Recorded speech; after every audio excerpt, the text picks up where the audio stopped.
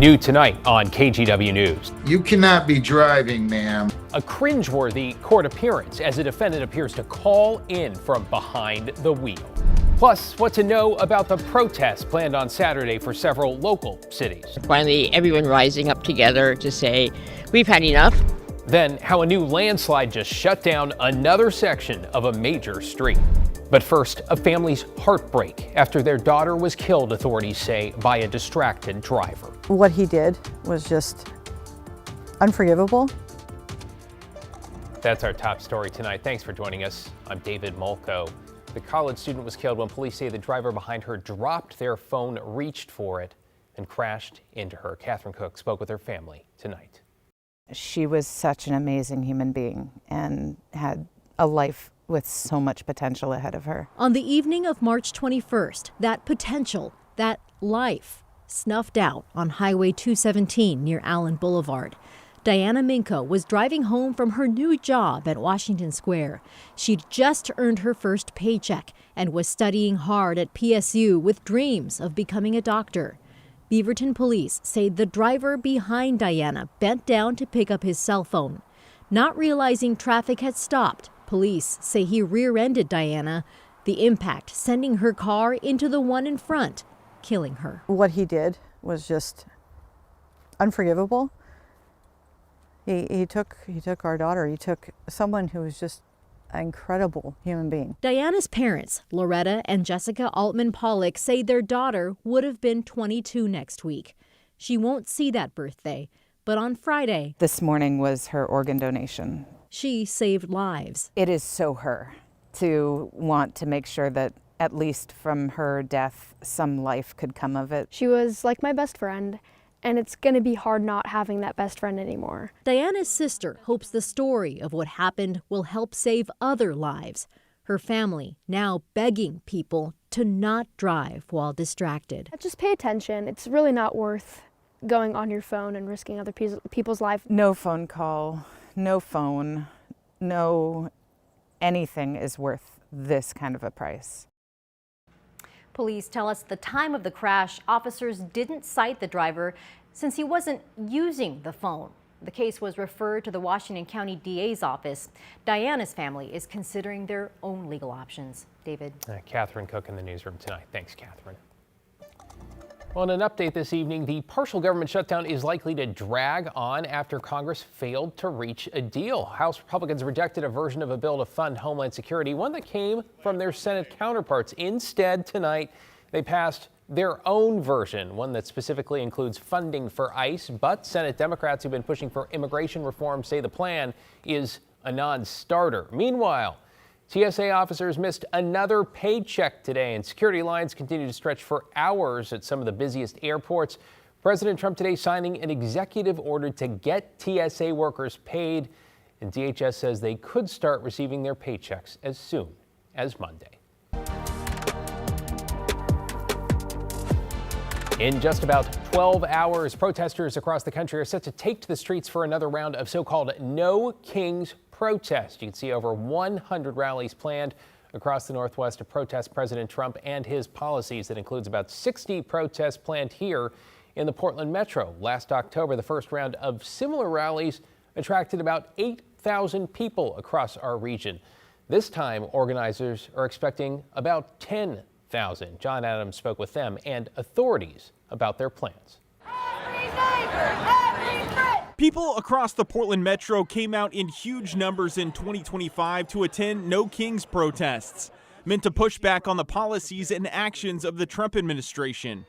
For the first time since October, another round of rallies are scheduled for Saturday. The whole country, thousands of No Kings events, where finally everyone rising up together to say, we've had enough. Protests are expected at multiple locations in Portland. Portland police tell us their incident management team will be monitoring the events. They plan to have dialogue liaison officers, a rapid response team, mobile field forces, and an air support unit spread out across the city. A large event is also being held in Beaverton. Event organizers expect close to 10,000 people to meet here at Beaverton City Park on Saturday afternoon. They say the event here has grown since last year. Organizer Lisa Stiller tells us last year's rallies in Beaverton grew from 4,000 participants to 8,000. But she expects more people will be in attendance Saturday, raising concerns about the war in Iran, tariffs, and other actions by the administration. Talk to people. We really encourage people to talk to people. They're all going to be really friendly. Come for the music and just have a good time. A White House spokesperson released a statement in advance of the protest saying, "The only people who care about these Trump derangement therapy sessions are the reporters who are paid to cover them." John Adams, KGW News. And on that note, we'll see what the turnout is like, right? Stay with KGW for coverage of the No Kings protest this weekend. Look for the latest anytime on the KGW app, at KGW.com, or streaming on the KGW Plus, rather. And developing tonight, a stretch of Fairmount Boulevard in southwest Portland will likely remain closed through the summer for landslide repairs. A slide happened earlier this month between Markham Hill Road and Mount Adams Drive after heavy rain, and just this morning, another landslide blocked part of Cornell Road in the Forest Park area. It's now closed between the two tunnels and east of the entrance to the Bird Alliance facility. Another part of Cornell between Skyline and Thompson is still closed from a sinkhole that formed a few weeks ago, forcing more detours. But this one here is like 7 feet deep and undercut the highway. This is my route down into the city. PBOT says it hopes to reopen that road next week, though when it comes to the spot closer to Skyline, that fix could take another month.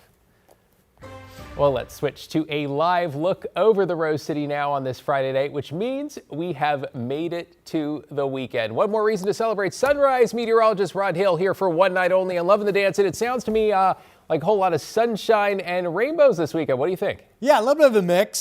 Tomorrow is going to be dry. It's not going to be as sunny as we were today, and because of that, not quite as warm. Portland actually hit 68 today, tying for the second warmest day of 2026 so far.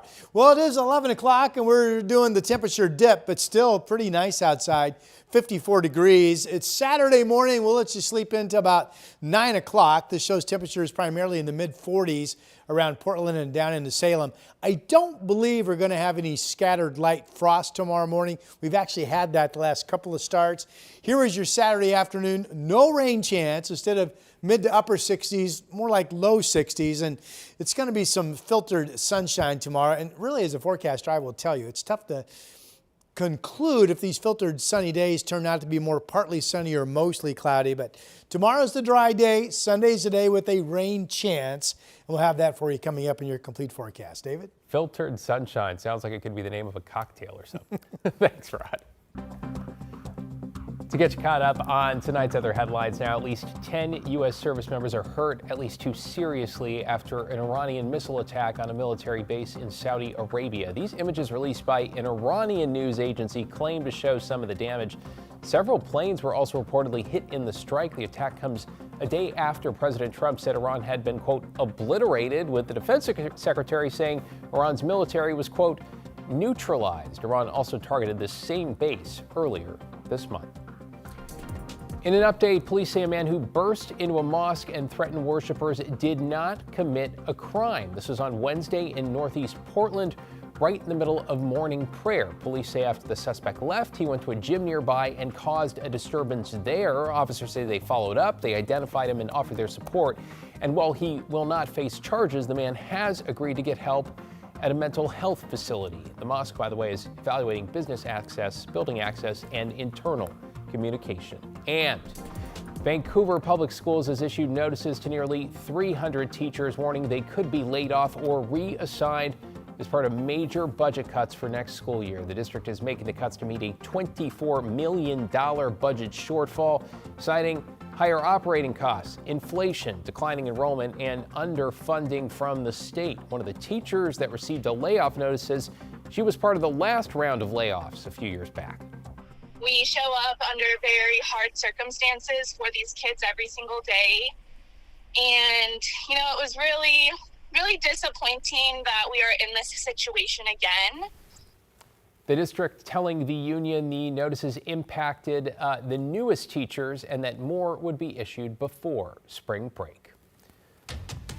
Well, tonight, as KGW continues to mourn the loss of our longtime outdoor reporter, Grant McComey, we're hearing tonight from one of his college classmates. Best known for his Grant's Getaways series, Grant was also an author and a teacher. He graduated from Pacific University in Forest Grove with degrees in drama and English and began his broadcast career at KGW in 1981, 45 years ago. Here's his college classmate, Kevin England.